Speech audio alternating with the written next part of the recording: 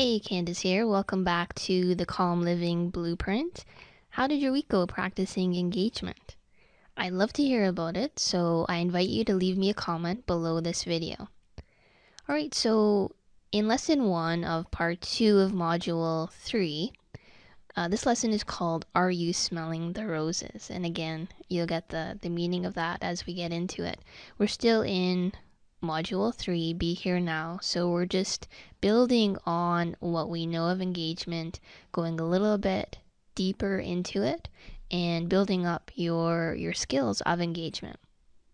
Okay, so I'd like to paint you a picture for a moment. It's a 20-minute march from your cramped, gloomy prison cell to the limestone quarry.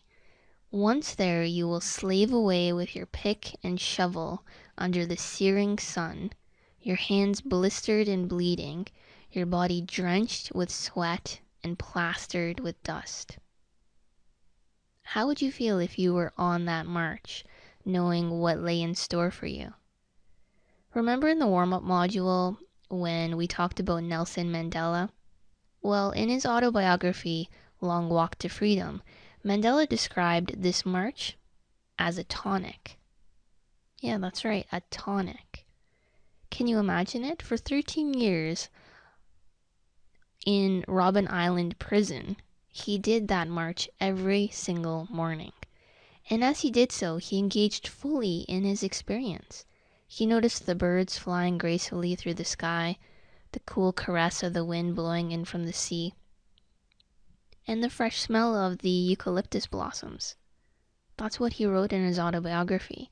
He wasn't lost in thoughts about the hard work ahead of him, or the miserable days behind him. He was living fully in the present moment. Fortunately, we don't have to be locked away in prison to appreciate the birds, the wind, and the flowers. If we stop rushing around on automatic pilot and use our 5 senses to connect fully with the world around us, we'll find much more fulfillment. Yes, we all know the saying, stop and smell the roses, but how often do we actually do it? So the exercises we're going to do in this video all involve engaging through the 5 senses, noticing what you can see, hear, touch, taste, and smell. And this is to help you develop your ability to stay present, focused, and absorbed in whatever you are doing.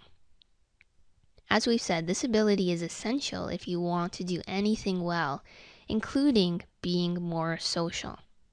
So, most of us are busy. Busy. Oftentimes my clients tell me, I don't have time to practice all this stuff. And I often have the same thoughts myself. The beauty of mindfulness, however, and this includes engagement, is that you can do it anytime, any place. Sure, if you're going to sit and do a formal exercise like 10 minutes of mindful breathing or 10 minutes of leaves on a stream, you'll need to make some time for that, and I strongly encourage that you continue to do so. But throughout the day, there are all sorts of opportunities for practice without having to alter your daily routine. And I'm going to cover a few suggestions for you right now. So the first one is called engaging in your morning routine. You can turn any part of your morning routine into a mindfulness training session. Brushing your teeth, shaving, eating breakfast, having a cup of tea, and so on. Specifically, practice developing your engagement and diffusion skills. So I'll walk you through an example. Say you're making a cup of tea. Engage in every little step of the process, using all 5 senses, and observe what is happening with the utmost curiosity, as if you've never done it before. Notice all the different sounds involved, listening to the changes in pitch, volume, timbre, and rhythm, the crescendo of the kettle filling up, the sharp click of the on switch, the rumble of the boiling water, the hiss of escaping steam, the swoosh as you pour the water into the cup, the trickle as you lift the tea bag out, and the gentle splash as you add sugar or milk. Notice all the different visual elements, including shapes, colors, textures, and light and shadow. The thick rush of steam spouting from the kettle, the misty swirls of steam rising from the water in the cup, the light rippling on the surface as you dunk the tea bag, the dark stream of tea diffusing through the hot water, the fluffy clouds of milk billowing up to the surface. Notice all the different body movements required, the effortless interaction of your shoulder, arm, hand, and eyes as you're lifting up the kettle, turning on the tap, replacing the kettle, pouring the water, dunking the tea bag, and so on. As you do this, see if you can discover something new, something you previously took for granted. Have you ever truly paid attention to the patterns of steam rising from your cup, or the sound of the spoon clicking against the side, or the movement of your shoulder when you dunk a tea bag? As you do this practice, your mind will try to hook you, with thoughts about all the things on your to-do list, things that you have to get done throughout the day. Let those thoughts come and go like passing cars, and engage in what you are doing here and now. Of course, from time to time, your mind will pull you out of it. The moment you realize that, gently acknowledge it, unhook yourself, and engage once again in making the tea. So I took you through an example of making a cup of tea, but like I said, you can do that with any part of your morning routine, from brushing your teeth to eating breakfast. The second option is engaging in a chore. So are there any dull, tedious, or mundane chores in your life? Things that you just have to do to make your life work? Do you grit your teeth and rush through them as quickly as possible? Or do you do them mindlessly, going through the motions on automatic pilot? Or do you try to make them less boring by listening to the radio or watching TV at the same time?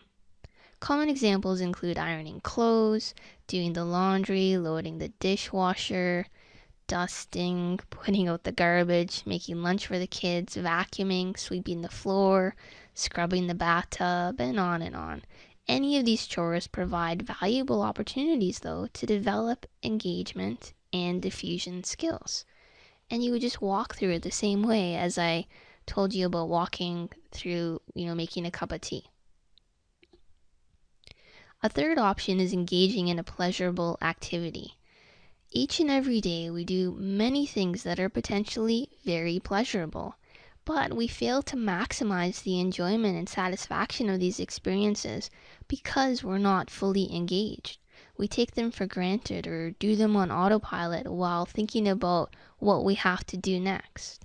Common examples include eating, drinking, playing with our kids, stroking a pet, having a shower, or hugging a loved one. We also miss out on many simple pleasures simply because we're so busy to stop and smell the roses. What could you do simply and easily that could add some pleasure to your life? Could you go for a walk in the park and appreciate the birds and the flowers? Could you listen to more of your favorite music? Could you add a bit of spice to your sex life? There's so many different options. Each day, I invite you to practice mindfulness of at least 2 pleasurable experiences. If you're having a shower, use all 5 senses to engage in it. Notice the patterns of the droplets on the shower screen, the sensations of the water on your skin, the smell of the shampoo and soap, and the sound of the spray coming out of the nozzle. When you're eating dinner, pause for a moment before your first bite. Notice the different aromas of the various ingredients, the colors, shapes, and textures of the different foods. Then, as you cut up the food, notice the sounds made by your cutlery and the movements of your hands and arms and shoulders. And as you eat that first mouthful, notice the tastes and textures in your mouth, as if you were a gourmet food critic who has never tasted a meal like this before. If you're hugging someone you love, notice the sensations in your body and the way you position yourself, and what you do with your arms, and the reactions in the face and body of your loved one. So engage in pleasurable activities, things that bring you joy. As you can see, there are countless quick and easy ways for busy people to develop mindfulness. It's no excuse. And remember, you can put literally anything in the spotlight and practice sustaining your focus on it, from tying your shoelaces to blowing your nose, from watching a sunset to washing your hair. So, I invite you to invent a few engagement practices of your own. Be creative. From mindfully stocking the fridge to mindfully walking up the stairs, from mindfully combing your hair to mindfully unlocking the front door.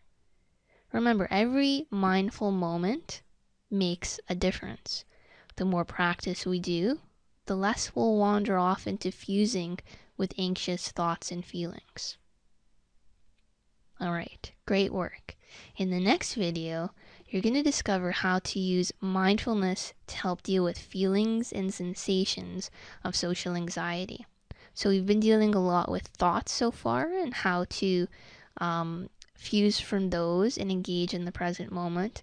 Now we're going to shift the focus a little bit and deal with the sensations and the feelings inside our body, how to diffuse from those and engage in the present moment. Alright, so I'll see you at the next video.